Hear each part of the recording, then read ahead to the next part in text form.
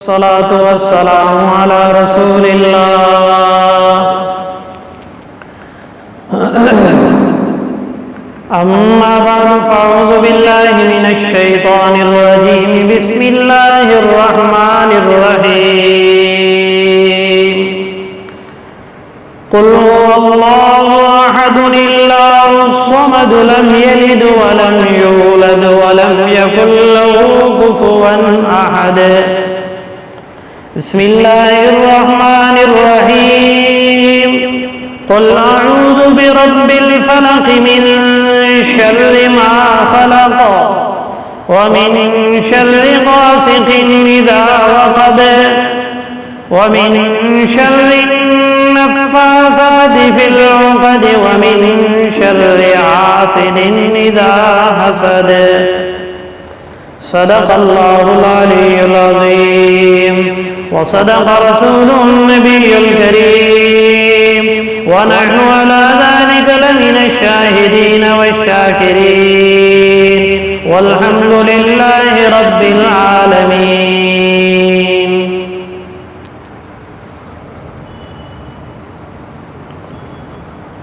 گزشتہ سورت میں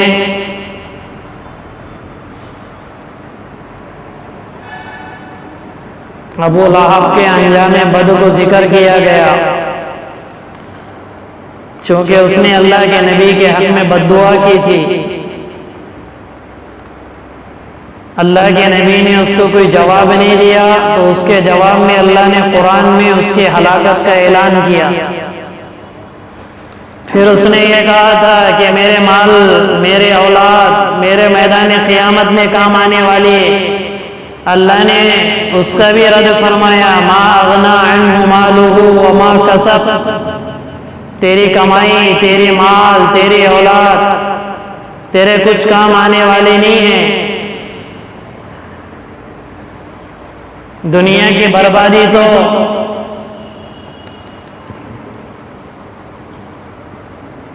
بری موت کی شکل میں اللہ نے میاں بیوی کو دی، اس کی اولاد کو دی، اور آخرت کا عذاب بھی بتایا. سیصلی نارا ذات لہب وامرأتہ حمالۃ الحطب، شعلے والی آگ میں انہیں وہ اور اس کی بیوی دونوں داخل ہو گئے، جو لکڑیوں کو اٹھانے والی ہے. بعض مفسرین نے اس کا تفسیر کی تھی چغل خور. اور پھر میدان قیامت میں بٹی ہوئی رسیوں میں ستون سے باندھا جائے گا، یعنی حرکت بھی نہ ہو سکے گی. جس ذات کا اس نے انکار کیا اس ذات کے بارے میں ہی قریش مکہ اور مشرکین پوچھا کرتے تھے جب انہیں کوئی چیز سمجھ میں نہیں آئی کہ کیا کریں گے کیا نہیں کریں گے، انہیں کیا اعتراض کریں گے. چونکہ معترض اور جو مشکل ہوتا ہے، معترض یعنی اعتراض کرنے والا، مشکل یعنی اشکال کرنے والا،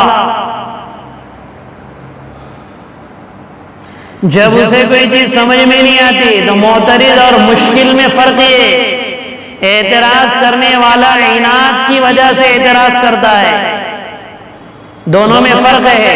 اشکال ناواقفیت کی وجہ سے ہوتا ہے اور اعتراض عناد اور ضد کی وجہ سے ہوتا ہے.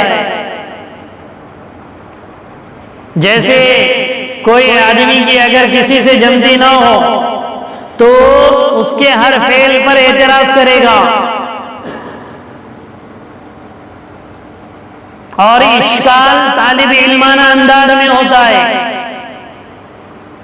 یعنی اس کا مطلب مجھے پتہ نہیں، واقف نہیں ہوتا ہے آدمی. واقف نہ ہونے کی وجہ سے جو چیز پوچھی جائے اسے اشکال کہتے، اور واقف ہونے کے باوجود بھی سمجھ میں آ رہا ہے کہ یہ صحیح ہے لیکن عناد، ضد، ہٹ دھرمی، بغض، عداوت کی وجہ سے اعتراض ہوتا ہے. یہ بہت بری بھی چیز ہے، گندی بھی چیز ہے. اللہ ہم سب کی حفاظت فرمائے. کیونکہ جو آدمی کا مزاج بن گیا نا کبھی معترض، تو وہ ہر خیر کے کام پہ حرف رکھنا شروع کر دیتا ہے۔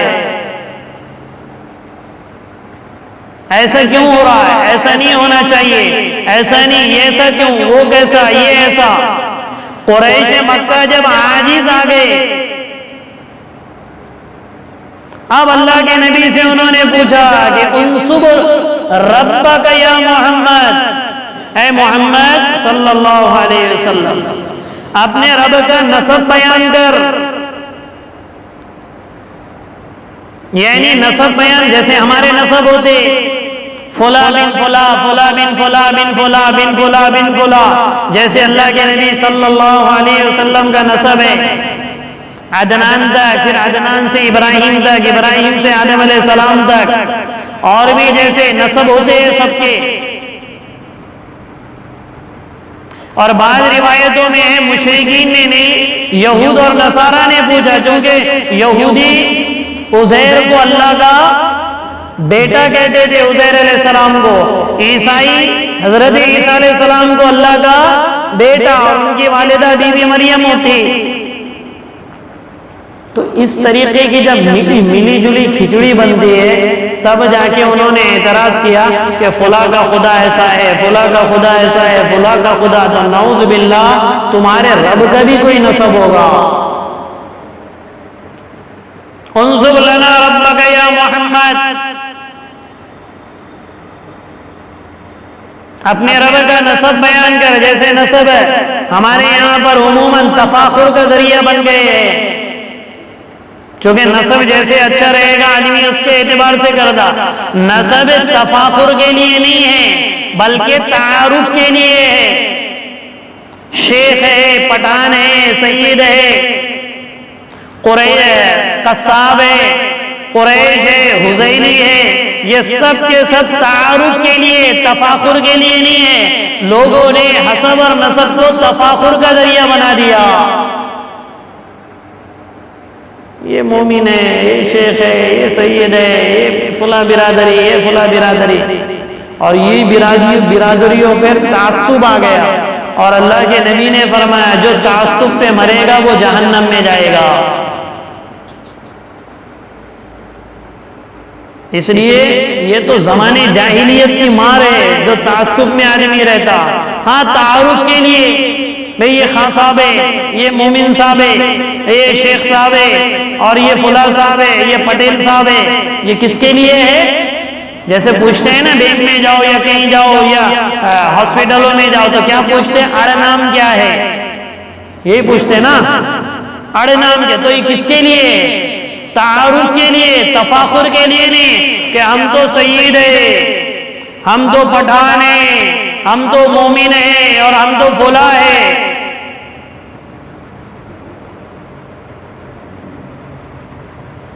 لولا بطا به لم يسرع به عمله، جس کا عمل اسے پیچھے ڈال دے، اللہ کے نبی نے فرمایا او کما قال رسول اللہ صلی اللہ علیہ وسلم، الفاظ ہو سکتا آگے پیچھے ہو، اللہ کے نبی نے فرمایا جس کا نسب، جس کا عمل اس کے پیچھے کر دے، اس کا نسب اسے آگے نہیں کر سکتا۔ اور جس کو اس پر اگر گھمنڈ آ جاتا ہے برادریوں پر تو یقین کر لے، کیونکہ قومیت، لسانیت، یہ ساری چیزیں بڑی خطرناک ہے۔ حیات الصحابہ میں واقعہ بھی ہے، مولانا صاحب بھی اسے سناتے۔ قیس ابن مطاطیہ جو کہ عرب ہے، تو ایک مرتبہ صحابہ کرام بیٹھے ہوئے تھے۔ کون سے صحابہ کرام؟ غریب جو ادھر ادھر سے آئے ہوئے تھے۔ حضرت سلمان فارسی غالباً، یا تو سلمان نہیں ہوگے، خبیب رومی رضی اللہ تعالیٰ عنہ، خباب بن الارت، بلال حبشی، اور بھی صحابہ کرام چند بیٹھے ہوئے تھے جو باہر کے تھے، غیر عرب تھے۔ جیسے آج بھی لوگ کوئی دیہات وغیرہ سے ہجرت کر کے اگر اپنے شہر میں رہنے آئے تو کیسے دیکھتے لوگ؟ او دیہات کا ہے، او ایسا ہے، او ایسا ہے۔ ان کو نہیں پتا کہ یہ جو جملہ بول رہے ہیں نا وہ تو دیہات کا ہے، وہ تو ایسا ہے، اس جملے میں کتنا زہر بھرا ہوا ہے۔ آدمی بول دیتا ہے لیکن گناہ ہے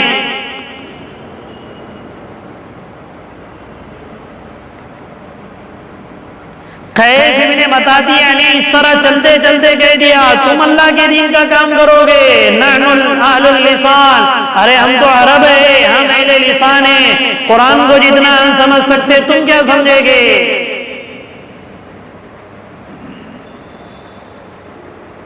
اور ہم ایسے معاذ ابن جبل رضی اللہ تعالیٰ عنہ نے پکڑا اور اللہ کے نبی کے پاس لے کر آئے، یا رسول اللہ یہ اس طرح کہہ رہے، اللہ کے نبی نے ان کو لے ویسے ہی پکڑ معاذ اور آئے منبر پر کھڑے ہو کر اللہ کے نبی نے فرمایا عربی زبان نہ تمہاری ماں ہے نہ تمہارا باپ ہے، اور پھر معاذ ابن جبل رضی اللہ عنہ سے فرمایا دعہو الی النار، اے معاذ اسے تو جہنم میں دھکا دے دے۔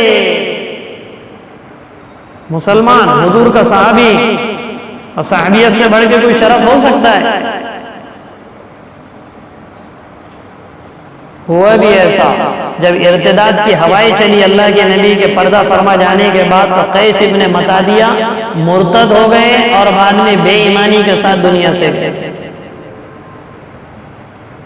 تو یہ حسب اور نسب سے بڑائی، عصبیت کا آ جانے بہت گندی چیز ہے، بری چیز ہے۔ عصبیت آدمی کو بہت زیادہ عصبیت ہے، اور عصبیت پھر جب اگر یہ آیا نا حسب نسب تو آدمی گناہ پر بھی اپنی برادری کا ساتھ دیتا ہے، اپنے خاندان اور قبیلے کا ساتھ دیتا ہے۔ ارے بھئی وہ تو آدمی ڈیفالٹر ہے، تو کیا نہیں ڈیفالٹر ہے تو کیا ہوا، میری برادری کا ہے، میرے خاندان کا ہے، میرے قبیلے کا ہے۔ پھر ظلم میں اعانت کرتا آدمی تو خود ظالم بن گیا اور دوسرا ظلم میں اعانت کیا تو کتنا بڑا گناہ ہو گیا۔ مسلمان اسے سمجھتا نہیں آج کل،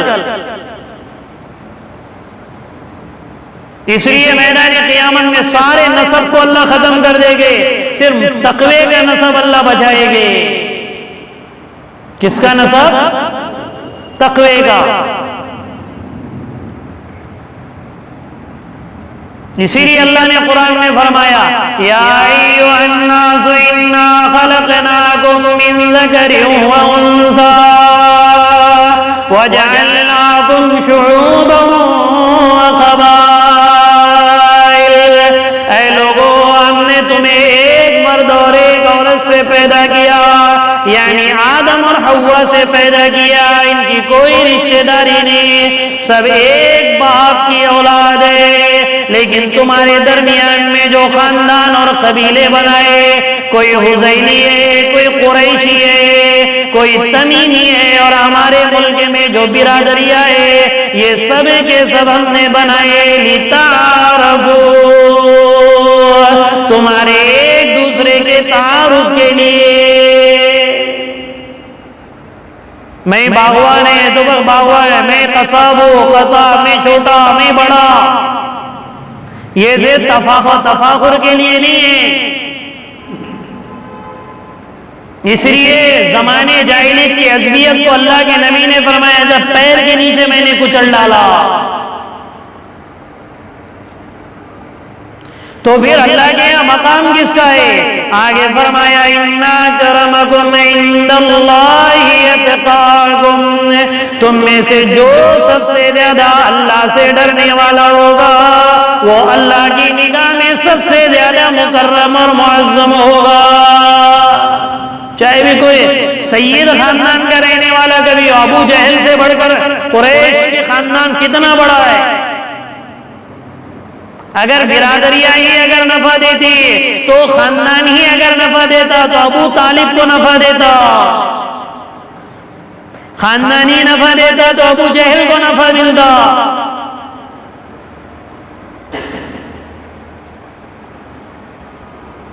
ہاں تعارف کے لیے ٹھیک ہے، یہ مومن ہے، یہ باغبان ہے، یہ قصاب ہے، اور یہ چھوٹے، یہ بڑے، یہ پٹیل، تعارف کے لیے ٹھیک ہے، لیکن تفاخر کے لیے، بڑائی پیدا کرنے کے لیے، کسی کو اگر حقیر سمجھنے کے لیے تو اس کا راستہ جہنم ہے۔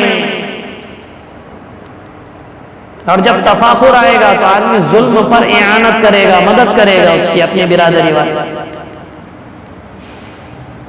تو یہی چیزیں قریش مکہ میں، یہودیوں میں، نصرانیوں میں، انہوں نے پوچھا کہ انصب لنا ربک یا محمد، اپنے رب کا نسب بیان کرو، کون سے قبیلے سے ہے، کون سی برادری ہے؟ تب اللہ نے سورہ اخلاص اتاری۔ جب ان لوگوں نے سوال کیا کہ کیا نسب ہے، شان نزول اس کا یہ ہے، تب اللہ نے سورہ اخلاص اتاری۔ قل هو اللہ احد، اے نبی جی آپ ان سے کہہ دیجئے اللہ تنہا ہے، یکتا ہے، اس کا کوئی دوسرا نہیں ہے۔ اللہ الصمد، اللہ بے نیاز ہے، ساری دنیا اس کی نیاز مند ہے۔ لم یلد، اس نے کسی کو نہیں جنا، ولم یولد، اس کی نہ کوئی اولاد ہے، نہ اس کو کسی نے پیدا کیا ہے۔ وَلَمْ يَكُنْ لَهُ كُفُوًا أَحَدٌ، اور نہ اس کا ہمسر کوئی ہے، نہ اس کے مقابل کا کوئی ہے۔ ہر طرف سے، اوپر سے، نیچے سے، دائیں بائیں، ہر طرف سے اللہ نے نفی کی اس میں۔ قل، اے نبی جی آپ کہہ دیجئے هو اللہ احد، وہی اللہ ایک ہی ہے، احد کہتے ہیں جس کا کوئی دوسرا نہ ہو۔ احد کس کو کہتے ہیں؟ جس کا کوئی دوسرا۔ اسی لیے اللہ نے اس صورت میں پکی توحید چونکہ بیان کیے، احد کا لفظ لائے، واحد کا نہیں۔ دوسری جگہ ہے هو اللہ الواحد القہار، واحد اس کو کہتے ہیں جس کا دوسرا ہو، واحد ایک، اس کے مقابل میں ثانی دو، ثالث، ارے بولو نا، میں انگلیوں کے اشارے کر، نہیں سمجھتا تو انگلیاں تو سمجھتا نا، ثالث، رابع، خامس، تو یہ سب واحد کے مقابلے میں۔ کس کے مقابلے میں؟ واحد کے مقابلے۔ اللہ کی صفت واحد بھی ہے، لیکن یہاں احد اللہ نے لایا، احد کہتے جس کا ثانی نہ ہو، یعنی صرف تنہا ہو، اس کا کوئی نہ ہو اس کے مقابل میں، دوسرا نہ بنا ہو نہ کبھی بن سکتا ہو، اس کو کیا کہتے ہیں؟ احد، جس کا نہ ثانی ہو نہ کبھی بنتا ہو نہ بنے گا۔ اس لیے چونکہ اس میں پکی توحید بیان کرنا ہے، اس لیے فرمایا احد، اللہ تنہا ہے، اور اللہ الصمد، اللہ بے نیاز ہے ہر چیز سے، ساری دنیا اس کی نیاز مند ہے، ساری دنیا کو اس کی ضرورت ہے، اللہ کو کسی کی ضرورت نہیں ہے۔ نہ ہماری عبادت کی، نہ ہماری دعوت کی، نہ ہماری ریاضت کی، نہ ہماری انفاق فی سبیل اللہ کی، نہ ہماری تعمیرات کی، بلڈنگوں کی، گھروں کی، چیزوں کی، اللہ ہر۔ اس لیے حدیث میں اللہ کے نبی نے فرمایا ساری دنیا مل کر بھی اگر سجدے میں گر جائے، عبادت کرتے رہے، اللہ کی ذات میں، شان میں ذرہ برابر اضافہ نہیں کر سکتے۔ اور ساری دنیا مل کر بےہودگی پر آ جائے، گناہ پر آئے، بدکاری پر آئے، تو اللہ کی شان میں نعوذ باللہ تھوڑی سی بھی کوئی شان میں تھوڑی سی بھی کوئی حقارت نہیں آ سکتی۔ انفعالی کیفیت سے اللہ پاک ہے، متاثر ہونے والی ذات اللہ کی نہیں ہے، متاثر بندہ ہوتا ہے۔ کوئی معاملہ ہو گیا تو اللہ بندہ غصے میں آ جائے، ایسے انفعالی کیفیت سے اللہ پاک ہے۔ یہ جو کہتے ہیں نا اللہ کی رحمت جوش میں آ گئی، تو جوش میں ہی رہتی ہے، ہمارے عمل کی وجہ سے برسا دیتے اللہ۔ انفعالی کیفیت سے اللہ پاک ہے، تو ساری دنیا اس کی نیاز مند ہے۔ اللہ الصمد، اللہ کو کسی کی ضرورت ہے۔ اس لیے کئی واقعات ایسے ہوئے، جناب محمد رسول اللہ صلی اللہ علیہ وسلم کے سورۃ الکہف کی تفسیر میں بھی گزرا اللہ کتنا بے نیاز ہے۔ اس لیے مولانا یوسف صاحب رحمۃ اللہ علیہ کا ملفوظ بھی سے پہلے بھی بتایا گیا، سنا بھی ہوگا، اللہ کی شان بے نیازی سے ڈرو۔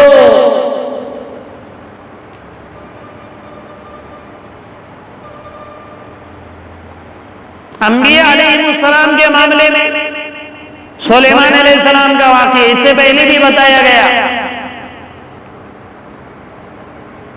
کہا ایک رات میں 100 بیویوں سے مجامعت کروں گا، 100 بچے پیدا ہوں گے، سب کو اللہ اعلاء کلمت اللہ اور اخلاء العالم یعنی الفساد کے لیے بھیج دوں گا۔ آدھا گوشت کا لوتھڑا اللہ نے پیدا کر کے بتایا. اور پھر قرآن میں تذکرہ وَأَلْقَيْنَا عَلَى كُرْسِيِّهِ جَسَدًا، تخت پہ لا کر رکھ دیا دایا نے کہ دیکھو یہ 100 میں سے ایک عورت کو بچہ پیدا ہوا اور وہ بھی گوشت کا لوتھڑا ہے. فوراً سجدے میں گر گئے. یہ تو انبیاء علیہ السلام کے بعد جو سید الانبیاء ہے، نبیوں کے سردار،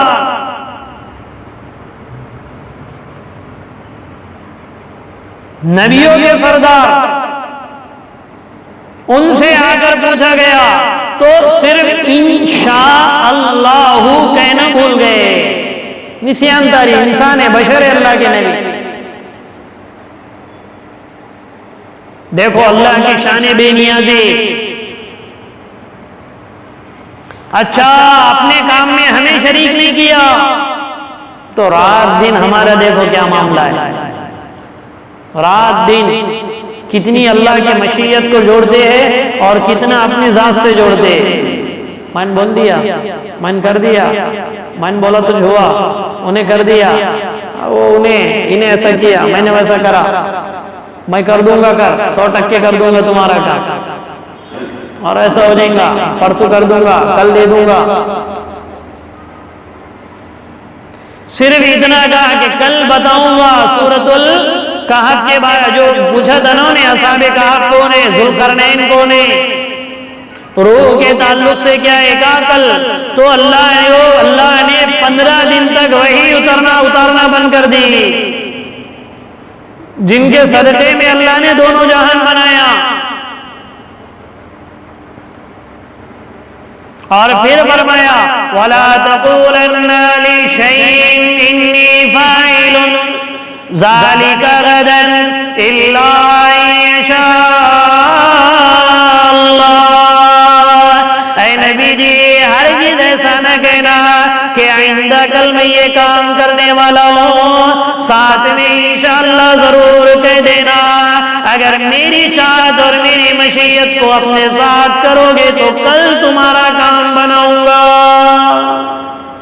ورنہ اللہ کی مشیت ہی نہیں ہوگی تو کیا کام بنے گا؟ کل کیا کئی سال ہو جاتے نہیں بنتے. اس لیے دیکھو جتنے بھی یہ کام جو آفیسروں کے پینڈنگ میں پڑھتے، اس پینڈنگ میں کام پڑھنے کی ایک بڑی وجہ یہ ہے کہ وہ انشاءاللہ نہیں کہتے. غیر ہے تو کوئی مسئلہ ہی نہیں، مسلمانوں کے مسئلے. آدمی اگر کسی عہدے پہ بیٹھ جائے دیکھو انشاءاللہ کہتا گیا، کیونکہ کرسی کی گرمی، پھر عہدے کا نشہ، پھر پیسہ اگر آ جائے تو ایک مزید ظلمات فی الظلمات. کل ہو جائے گا، میں بولا نا کیا بولتا 100%، دوسرے دن کیا بولتا 100% کوشش کرا، میں نے نہیں چھوا تو میں کیا کیا. اس لیے جو سید الانبیاء ہے ان کے ساتھ اللہ کا یہ معاملہ ہے. اس لیے اللہ کہہ رہے اللہ الصمد، اللہ بے نیاز ہے. تم جتنی عبادت کرو گے وہ تمہارا نفع ہے، تم جتنی دعوت دے گے وہ تمہارا نفع ہے، جتنے تم خیر کے کام کرو گے وہ تمہارا نفع ہے، اور جتنے تم برائی کرو گے، جتنے تم محنتیں نہیں کرو گے، جتنے تم عبادتیں چھوڑو گے تمہارا نقصان ہے. اللہ تو بے نیاز ہے. پکڑ کرنے پر آیا تو معمولی چیز میں پکڑ کر دیتا، بخشنے پر آیا تو بڑی بڑی چیزوں کو بخش دیتا. اس لیے فرمایا اللہ الصمد، اللہ بے نیاز، ساری دنیا اس کی نیاز مند ہے. اور بے نیاز کی تھوڑی سی تشریح فرمائی لم یلد. اس میں عیسائیوں کا رد ہے، کیونکہ عیسیٰ کہتے ہیں کہ دیکھو عیسیٰ خدا کا بیٹا ہے. فرمایا لم یلد، اللہ کی کوئی اولاد نہیں ہے.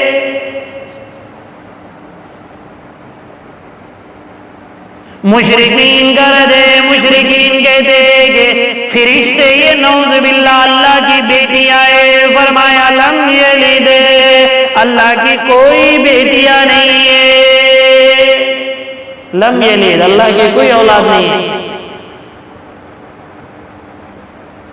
اور ولم یولد، اور نہ ہی اللہ کو پیدا کیا گیا۔ ہمارا عقیدہ ہے خود سے ہے، ہمیشہ سے ہے، ہمیشہ رہے گا۔ اس لیے تقدیر کے معاملے میں کبھی آدمی کے ذہن میں سوال آ جائے نا تو اس کو وہیں پہ چھوڑ دینا، تقدیر کے بارے میں زیادہ بحث میں